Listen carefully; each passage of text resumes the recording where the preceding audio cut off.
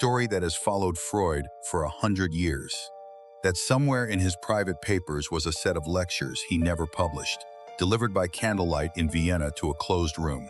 Not about dreams, not about childhood, but about women, about desire and choice, and the machinery underneath both. The story says these lectures mapped female psychology so precisely that his own students suppressed them after his death. Not because they were wrong, but because they were usable.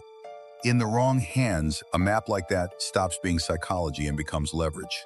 It's a magnificent story, and I'm going to tell you right now, at the start rather than the end, that it isn't true. There are no censored lectures, no secret Vienna sessions, no suppressed manuscript. So why am I still making this video? Because the real Freud is stranger than the myth. Because what he actually claimed about desire was more disturbing than any hidden document would have been, because a century of research since has confirmed the shape of it while quietly correcting the details. The secret map doesn't exist. What exists is better. A mechanism hiding in plain sight explains why the people who try hardest to be loved are so often the ones who aren't. But first, it's worth asking why this legend keeps regenerating, because the myth does something useful for whoever's telling it. If the knowledge is forbidden, then possessing it makes you exceptional. And if it was suppressed, then anyone who disputes it is part of the suppression. A story that immunizes itself against being checked, and it flatters the listener. You're not being sold advice, you're being initiated. I'd rather not do that to you, partly because it's dishonest and partly for a more practical reason. It takes about 30 seconds to check whether Freud gave secret lectures. And the moment one person checks, everything else I've told you becomes suspect too. So here's the deal for the next 15 minutes. Everything I tell you, I'll tell you where it comes from.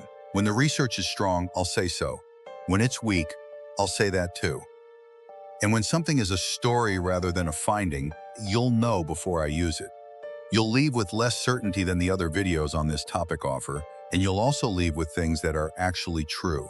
So, strip away the mythology, and Freud's real contribution to this subject was a single idea, scandalous in 1900 and still uncomfortable now. What people consciously report wanting and what they actually respond to are frequently not the same thing. That's it. That's the whole engine. Before Freud, desire was treated as transparent. You want what you say you want, and if you're confused, it's a moral failing.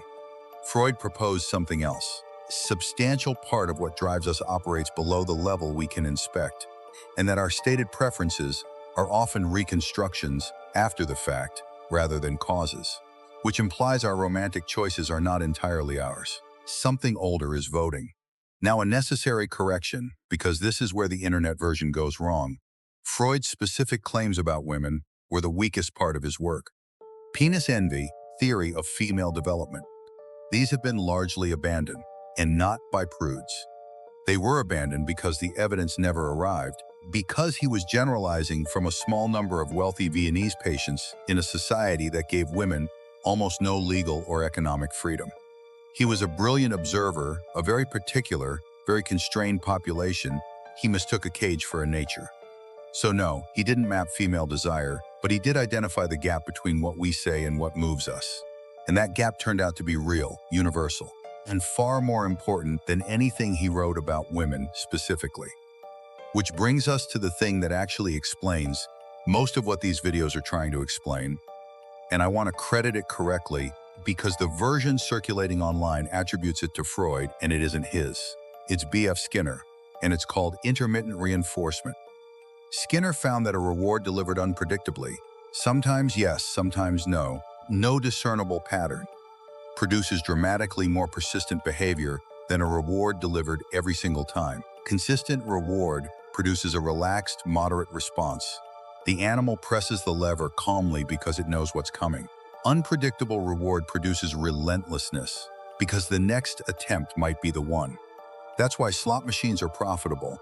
It's why notifications are engineered to arrive irregularly. It's why attention that comes inconsistently occupies more mental space than attention that's guaranteed. And here's the part almost every video on this topic hides from you. This is a fact about human nervous systems, not a fact about women. Men respond identically. Every study of this effect finds it across sexes. across ages, across species. The reason it gets framed as female psychology is that framing it that way sells better to a male audience. But if you're only told half of it, you'll misunderstand your own behavior as well as hers. And you'll miss that the woman who can't stop thinking about someone who barely texts back is running the exact same circuit you are. Now let me do something unusual for this genre. You'll hear specific statistics attached to these claims. That women are 52% more drawn to unpredictable men, that 73% chose the inconsistent partner in some experiment, that Harvard proved this in 2014, or Yale in 2016, or Texas in 2012. Those figures, not exaggerated, invented. They circulate because a number sounds like evidence, and once one video fabricates one, the next 20 copy it, and by the 50th repetition, it has the texture of established fact. The underlying pattern is real. The precision is theater. I'm telling you this for a self-interested reason, as much as an honest one. The moment you check a citation and find nothing behind it, every other thing you were told collapses with it. I'd rather hand you something true and unquantified than something quantified and false. What the actual research supports is less dramatic and more useful. Scarcity affects perceived value, well established across economics and psychology, and isn't specific to romance. Uncertainty sustains attention, which is Skinner's finding and has been replicated exhaustively. And emotional intensity encodes memory more strongly than comfort does. The brain retains storms better than sunlight. 3 real principles, no secret manuscript required. Which brings us to the people this material always invokes, and they're worth invoking, just not for the reasons usually given. Casanova disappeared for weeks at a time, not as a calculated technique, but because he was a genuinely restless man with an enormous, chaotic life. The effect was real, though. Absences made his returns feel like events rather than routine. Cleopatra held political and emotional leverage over 2 of the most powerful men in Rome. The popular version credits seduction, but contemporary accounts credit something else entirely. She was a formidable political operator, spoke numerous languages, and was negotiating the survival of a kingdom. Her power was structural, not romantic. Napoleon's letters to Josephine swung between devotion, jealousy, fury, and command, and he was impossible to file away as one fixed thing. Notice the common thread. None of them were executing a psychological protocol. They were all simply not available on demand, because each had a life large enough that availability wasn't possible.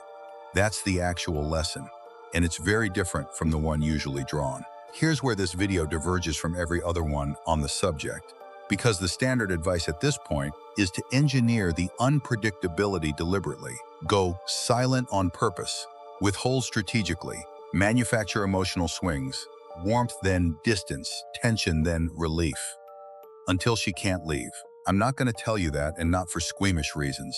That method is the mechanism that produces trauma bonds, the same cycle that keeps people in relationships they know are destroying them.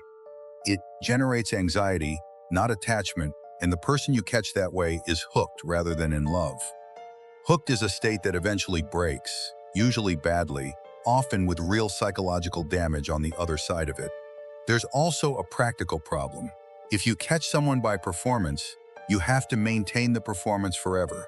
And the day you relax, the thing holding them dissolves because it was never you they were attached to. Anyone telling you to make another person emotionally dependent is describing abuse and calling it seduction. And a lot of people in this space do exactly that because the honest version is harder to sell.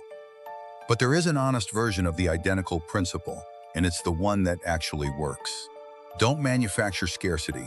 Build a life that genuinely produces it. If you have real work, real friendships, real training, a direction you're actually moving in, then you aren't available every moment. Nothing is faked, and your attention carries weight because it's genuinely finite rather than because you're staring at your phone pretending to be busy. From the outside, these two look identical. From the inside, they're opposites. One makes you a manipulator maintaining a script. The other makes you a person worth being around. And the practical advice falls out of that naturally, as consequences rather than tactics. If you reply instantly to everything, you're not being warm.